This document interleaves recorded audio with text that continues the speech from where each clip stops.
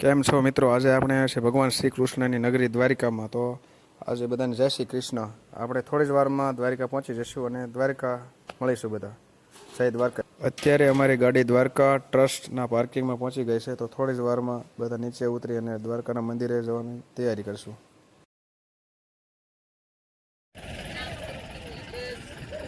Finally મિત્રો આપણે દ્વારકાધીશ મંદિર ટ્રસ્ટના પાર્કિંગમાં પહોંચી ગયા છો. તો થોડી જ વારમાં થોડા તૈયાર થઈ અને દર્શન. તો અમારી ગાડી આવી છે અને બધા ઉતરવાની તૈયારી કરે છે. ફાઇનલી મિત્રો આપણે દ્વારિકા પહોંચી ગયા છે. તો સામે મંદિર દેખાય છે અને થોડી વારમાં દર્શન કરવા પહોંચી જઈશું. તો મિત્રો તમે પણ દ્વારકાધીશ મંદિરના દર્શન કરી લો. સેટેથી તમને દર્શન કરાવું. તો ચાલીને જઈએ છીએ આપણે દ્વારકાધીશના મંદિરે. અહીંયા રિક્ષાની પણ સુવિધા હોય છે.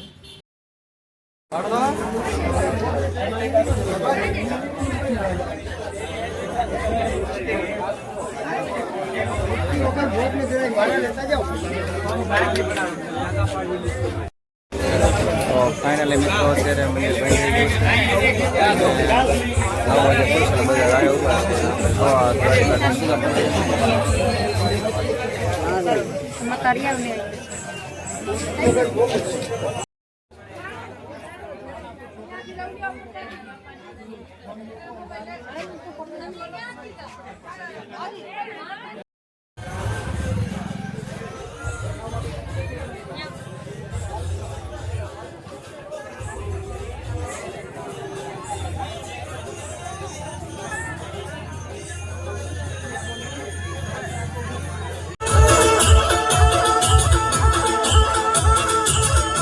ફાઇનલી મિત્રો આપણે પૂછી ગયા છે દ્વારિકા.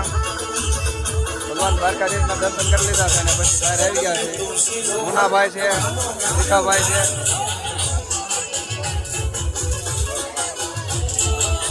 જય દ્વારકાધીશ. મિત્રો આપણે પહોંચી ગયા છીએ ગોમતી ઘાટે.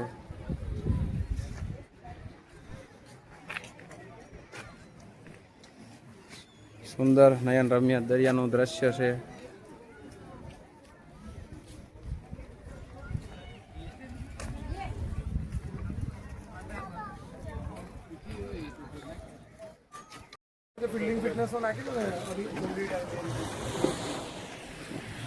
આપણે પહોંચી ગયા છે અત્યારે ગોમતી ઘાટના કિનારે.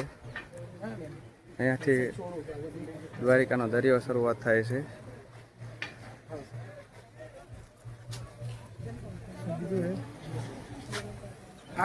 શુભમ સુદામા સેતુ પુલ છે. એ સુદામા સેતુ પુલ અત્યારે બંધ છે. દ્વારિકાથી 3 કિલોમીટરના દૂરી પર આવેલું છે રૂક્ષ્મણી માતાજીનું મંદિર. ત્યાં દર્શનને ખૂબ જ મહત્વ રહેલું છે. તો દ્વારકા ગયા એટલે આપણે માતાજીના દર્શન કરવા તે આવશ્યક છે. જય રૂક્ષ્મણી માતાજી.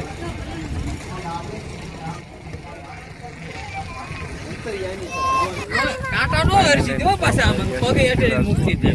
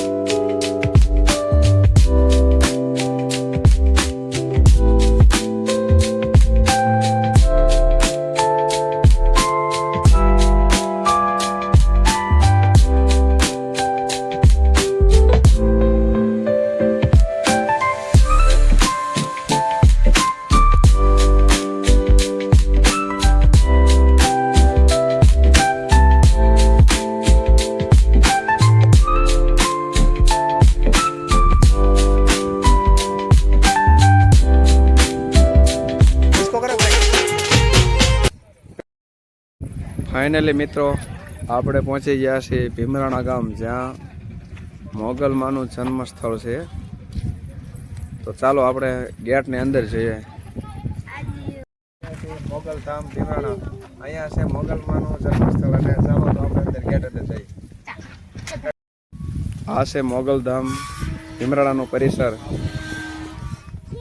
અહીંયા છે માતાજીનું મંદિર, અહીંયા બેઠક છે, ચા પાણીની વ્યવસ્થા છે, સામે ભોજનાલય છે અને અહીંયા રહેવાની વ્યવસ્થા છે.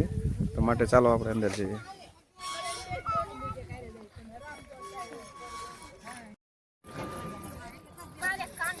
ધીમે રહે ધીમે રહે.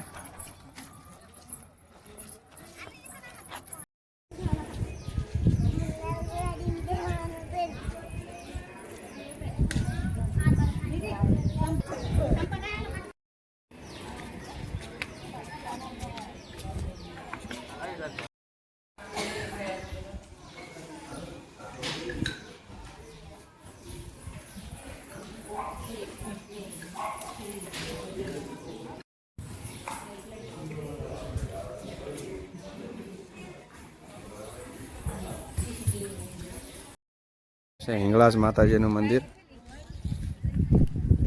આપણે ત્યાં માતાજીના દર્શને અંદર જઈશું.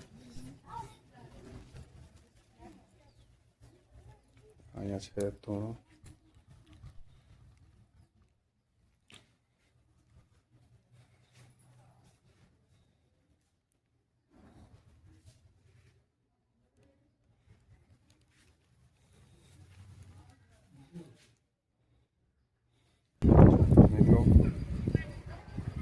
આ છે મોગલધામ ભીમરાણા. ખૂબ જ સરસ જગ્યા છે અહીંયા. અને અહીંયા રાત્રિ રોકાણ માટે પણ ખૂબ જ સારી સુવિધા મળી રહી છે.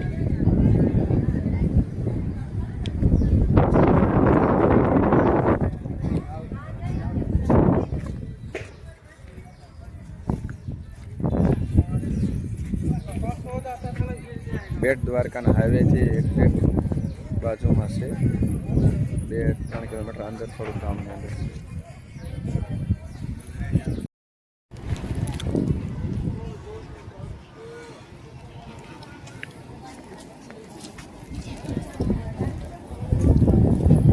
અહીંયા જે કોઈ ભાવિ ભક્તોને દાન પુણ્ય કરવું હોય તે અહીંયા લખાવી શકે છે.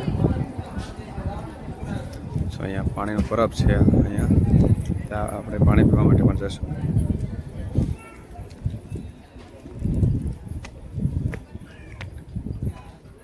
પાણીનો પરબ છે અને એક્ઝેક્ટ એમની સામે છે આઈમાનો ઉતારો છે. માતાજીના પ્રસાદ માટે અહીંયા પ્રસાદની ચાલુ હોય છે. અહીંયા ખૂબ જ સરસ જગ્યા છે.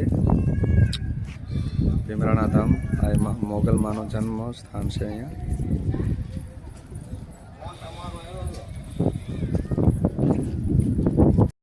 તો ફાઇનલી મિત્રો આપણે મોગલ માતાજીના દર્શન કરી લીધા છે અને હવે આપણે અહીંયાથી દ્વારકા તરફ આગળ જઈએ છીએ.